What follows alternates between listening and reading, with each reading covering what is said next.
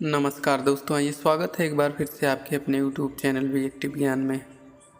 कथा में आज जानेंगे यम और यम के दूतों द्वारा परस्पर संवाद तथा यमदेव द्वारा नाम महात्म्य वर्णन। इतनी कथा सुनकर राजा परीक्षित ने पूछा, हे सुखदेव जी, अजामिल को छोड़ जब यमदेव के दूत उनके पास गए तो उन्होंने भगवान यम से क्या कहा? ये तो बड़े आश्चर्य की बात है कि कोई भी यमराज की आज्ञा का उल्लंघन न करे, क्योंकि सभी उनके वश में हैं। कृपा कर आप मेरे इस संशय को निवृत्त कीजिए। श्री सुखदेव जी बोले, हे राजा परीक्षित, जब महात्मा यम के दूत अजामिल को छोड़ खाली हाथ उनके पास पहुँचे तब विष्णु के पार्षदों की महत्वपूर्ण वार्ता कहकर अपना क्षोभ भी प्रकट किया कि आपके प्रबंध में श्री विष्णु जी के पार्षद ने हस्तक्षेप क्यों किया। नारायण नारायण पुकारने मात्र से ही उन्होंने इस सिद्धांत को दिखाकर हमारे हाथ से अजामिल को क्यों छुड़ा लिया। क्या आप जैसे हमारे अधीश्वर से बढ़कर कोई भी अन्य सम्राट हो सकता है? मंडलेश्वर कोई भले ही हो, परंतु सब प्राणियों के अधीश्वर, शासक, दंड विधायक और पाप पुण्य का निर्देशक तो एक आप ही हैं। फिर आपके निर्णय में विष्णु के पार्षद ने रोक टोक क्यों किया?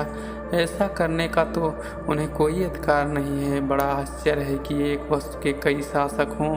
हम तो यह जानते थे कि मृत्यु के एकमात्र अधीश्वर आप ही हैं, जो इस संयम पुरी में निवास करते हैं, परंतु अब तो यह ज्ञात होता है कि दंड के और भी कई शासक हैं। तब तो इस व्यवस्था में बड़ी अनबन होगी और हमारी समझ में नहीं आता कि आपके इस विधान में श्री विष्णु आज बीच में कहाँ से आ गए।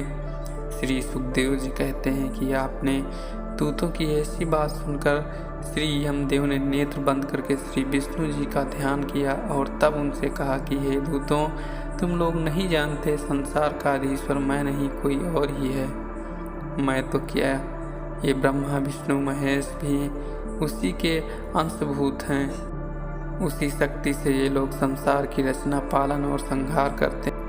मैं तो क्या, कोई भी, चाहे वो इंद्र, वरुण, कुबेर, शिव, सिद्धि, लोकपाल और मरीच आदि ऋषि जो सृष्टि रचना में सहायक भी हुए हैं, वह भी उनकी माया को नहीं जान सकते। फिर दूसरे क्या जानेंगे? यद्यपि वह अंतर्यामी सबके हृदय में वास करते हैं, तथापि कोई उन्हें मन, वाणी और इंद्रियों के द्वारा नहीं जान सकता, क्योंकि वह हम सभी के स्वामी हैं और किसी के वश में नहीं रहते। तुम पूछोगे कि वह कौन है?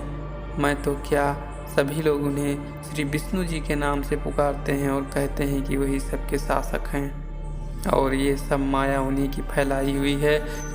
चारों मनोहर दूत उन्हीं निर्मल स्वभाव वाले श्री विष्णु जी के थे, जो संसार के कल्याणार्थ तत्र तत्र सदैव विचरते रहते हैं। अवश्य ही तुम उनके तेज के समक्ष नहीं ठहर सकते थे। इस पर तुम लोग कुछ भी आश्चर्य न करो कि उन्होंने अजामिल की क्यों सहायता की।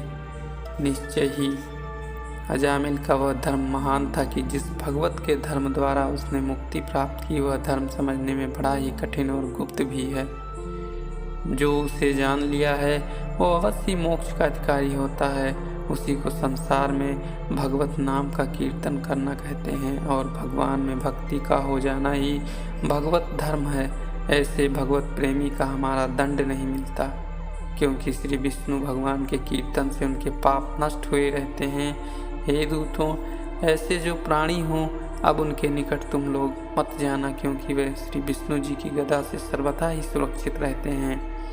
उन्हें दंडित करने की हमारी शक्ति नहीं है, काल उनका कुछ नहीं कर सकता। तुम लोग उन्हीं को लाओ जो अभक्त हैं। हम प्रार्थना करेंगे कि भगवान तुम्हारे द्वारा हुए हमारे इस अपराध को क्षमा करें।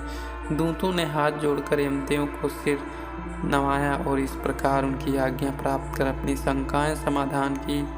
श्री सुखदेव जी कहते हैं, हे परीक्षित, इस प्रकार श्री विष्णु जी का कीर्तन संसार में बड़ा मंगलकारी और बड़े से बड़े पापों को दूर करने वाला तथा परम प्रायश्चित रूप है। जो भगवान विष्णु रूप श्री कृष्ण जी के चरणों में इस प्रकार प्रेम करता है, वो माया के गुणों से तत्काल ही मुक्त हो जाता है।